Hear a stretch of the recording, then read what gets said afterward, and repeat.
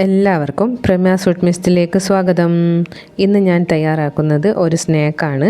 വളരെ പെട്ടെന്ന് തയ്യാറാക്കിയെടുക്കാൻ പറ്റുന്നതും നല്ല ക്രിസ്പിയും ടേസ്റ്റിയും ആയിട്ടുള്ള ഒരു സ്നാക്കാണിത്. അതിനായിട്ട് ഒരു ബൗൾ എടുത്തിട്ടുണ്ട്. അതിലേക്ക് 1 കപ്പ് ഗോതമ്പ് പൊടിയും 1 ടേബിൾ സ്പൂൺ റോസ്റ്റഡ് റവയും ആവശ്യത്തിനുള്ള ഉപ്പും ചേർത്ത് കൊടുത്ത് ഒന്ന് നന്നായിട്ടൊന്ന് മിക്സ് ചെയ്തെടുക്കുന്നുണ്ട്.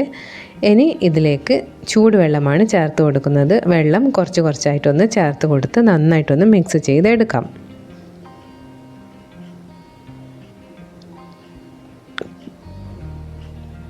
ആദ്യം പൊടി മൊത്തം ഒന്ന് നനച്ചെടുക്കണം. ചൂടുവെള്ളം ചേർത്ത് കൊടുത്തിട്ട് നനച്ചെടുക്കണം.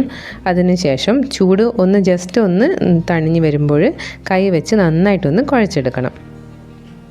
അപ്പോഴാണ് നമ്മളുടെ ഡോ നല്ല സോഫ്റ്റായിട്ട് കിട്ടുന്നത്.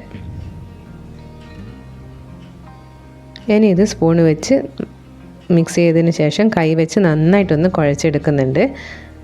ആവശ്യമെങ്കിൽ കുറച്ചായിട്ട് വെള്ളം ചേർത്ത് കൊടുക്കാം. ഞാനിതിപ്പോൾ കുറച്ച് വെള്ളം ചേർത്ത് കൊടുക്കുന്നുണ്ട്. അതിനുശേഷം നന്നായിട്ടൊന്ന് കുഴച്ചെടുക്കുന്നുണ്ട്.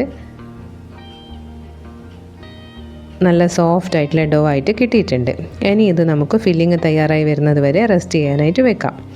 ഫില്ലിങ്ങിനായിട്ട് കടായി വെച്ചിട്ടുണ്ട്. ചൂടായി വന്ന കടായിലേക്ക് ഓയിൽ ചേർത്ത് കൊടുക്കുന്നുണ്ട്. ഓയിൽ ചൂടായപ്പോൾ ഇതിലേക്ക് ചെറുതായി കട്ട് ചെയ്തെടുത്ത സവാളയാണ് ചേർത്ത് കൊടുക്കുന്നത്. സവാള ഒന്ന് കളർ ചേഞ്ച് ആയിട്ട് വരുന്നത് വരെ നന്നായിട്ടൊന്ന് റോസ്റ്റ് ചെയ്തെടുക്കാം.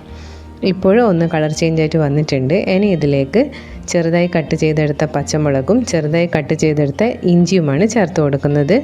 ജസ്റ്റ് ഇതിൻ്റെ ഒന്ന് പച്ചമണം മാറുന്നത് വരെ വഴറ്റി കൊടുക്കാം. ഇതിപ്പോൾ നന്നായിട്ട് ഒന്ന് വഴണ്ട് വന്നിട്ട് കളർ ചേഞ്ച് ആയിട്ടൊക്കെ വന്നിട്ടുണ്ട്. ഇനി ഇതിലേക്ക് ചെറുതായിട്ട് കട്ട് ചെയ്തെടുത്ത തൊലി കളഞ്ഞ് കട്ട് ചെയ്തെടുത്ത തക്കാളിയാണ് ചേർത്ത് കൊടുക്കുന്നത്. ഇനി ഇതും നന്നായിട്ടൊന്ന് മിക്സ് ചെയ്തെടുക്കാം. ജസ്റ്റ് ഒന്ന് ഇതൊന്ന് സോട്ടായിട്ട് കിട്ടണം.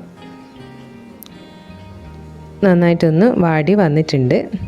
ഇനി ഇതിലേക്ക് നമുക്ക് മസാലകൾ ചേർത്ത് കൊടുക്കണം. മസാലകൾക്കായിട്ട് മുളക് പൊടി, മഞ്ഞൾപ്പൊടി, ഗരം മസാലപ്പൊടി, ആവശ്യത്തിനുള്ള ഉപ്പും ചേർത്ത് കൊടുത്തിട്ട് അതിൻ്റെ പച്ചമണം മാറുന്നത് വരെ നന്നായിട്ടൊന്ന് മിക്സ് ചെയ്ത് എടുക്കണം.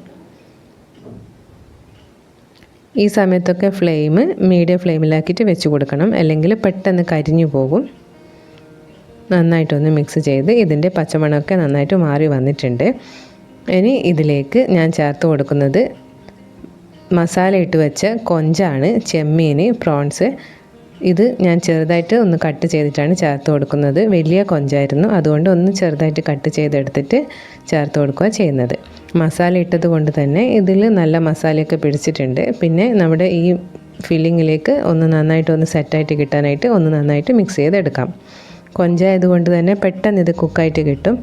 ഇപ്പോൾ ഇത് നന്നായിട്ട് സെറ്റായിട്ടുണ്ട്. ഇനി ഇതിലേക്ക് ചെറുതായിട്ട് കട്ട് ചെയ്തെടുത്ത മല്ലിയിലയാണ് ചേർത്ത് കൊടുക്കുന്നത്. മല്ലിയിലയും ചേർത്ത് കൊടുത്തിട്ട് ഒന്ന് മിക്സ് ചെയ്തെടുക്കാം.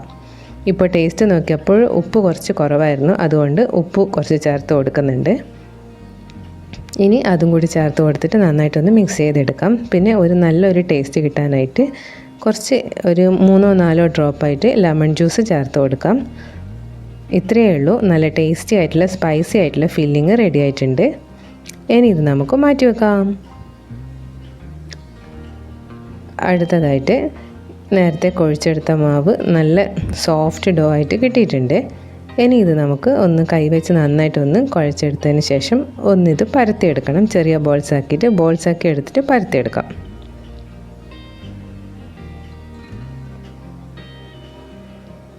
കയ്യിൽ വെച്ച് ആദ്യം ഒന്ന് ബോൾസാക്കിയിട്ട് ഇതാക്കിയതിന് ശേഷം നമുക്കിത് പലകയിൽ വെച്ചിട്ട് പരത്തിയെടുക്കാം.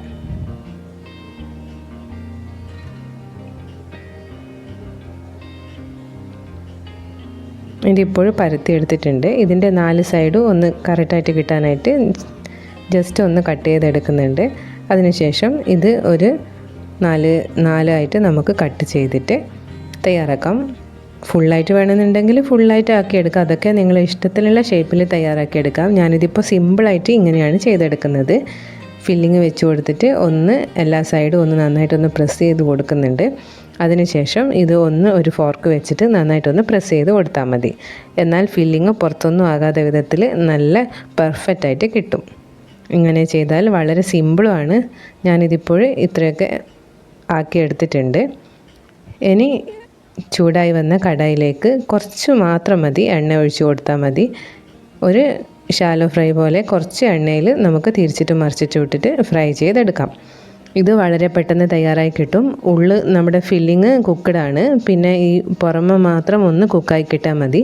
അതിനായിട്ട് തിരിച്ചിട്ട് മറിച്ചിട്ട് വിട്ടിട്ട് മീഡിയം ഫ്ലെയിമിലിട്ടിട്ട് കുക്ക് ചെയ്തെടുക്കാം. നല്ല ക്രിസ്പി ആയിട്ടുള്ള ഒരു സ്നാക്കാണിത്. ഇതിൽ നമ്മൾ റോസ്റ്റഡ് റവയാണ് ചേർത്ത് കൊടുത്തിട്ടുള്ളത്, അതുകൊണ്ട് തന്നെ നല്ല ക്രിസ്പിയാണ്. എണ്ണയൊന്നും അധികം കുടിക്കില്ല. നല്ല ടേസ്റ്റി ആയിട്ടുള്ള നല്ല ഫില്ലിങ്ങുമാണ് ഇത്. അതുകൊണ്ട് തന്നെ ഇതുവരെ ഇങ്ങനെ ട്രൈ ചെയ്ത് നോക്കിയിട്ടില്ലെങ്കിൽ ഒന്ന് ട്രൈ ചെയ്ത് നോക്കുക. ഞാനിതിപ്പോഴും എൻ്റെ കയ്യിൽ കൊഞ്ചുള്ളത് കൊണ്ടാണ് കൊഞ്ച് ചേർത്ത് കൊടുത്തിട്ടുള്ളത്. നിങ്ങളുടെ കയ്യിൽ എന്താണോ, വെജ് ആണെങ്കിൽ വെജ്, നോൺ വെജ് ആണെങ്കിൽ നോൺ വെജ്, നിങ്ങളുടെ ഇഷ്ടത്തിനനുസരിച്ച് ചേർത്ത് കൊടുക്കാം. ഇത്രയേ ഉള്ളൂ. നമ്മുടെ ടേസ്റ്റി ആയിട്ടുള്ള സ്നാക്ക് റെഡി ആയിട്ടുണ്ട്. ഈ വീഡിയോ ഇഷ്ടപ്പെടുകയാണെങ്കിൽ ലൈക്ക് ചെയ്യുക. ഇതുവരെ സബ്സ്ക്രൈബ് ചെയ്തില്ലെങ്കിൽ ഒന്ന് സബ്സ്ക്രൈബ് ചെയ്ത് കൂടി സപ്പോർട്ട് ചെയ്യാം. ഇതുപോലുള്ള ഒരുപാട് വീഡിയോസ് അപ്ലോഡ് ചെയ്തിട്ടുണ്ട്. കാണാത്തവരുണ്ടെങ്കിൽ ഒന്ന് കണ്ടു നോക്കുക. അടുത്ത വീഡിയോ ആയിട്ട് കാണുന്നത് വരെ താങ്ക് യു.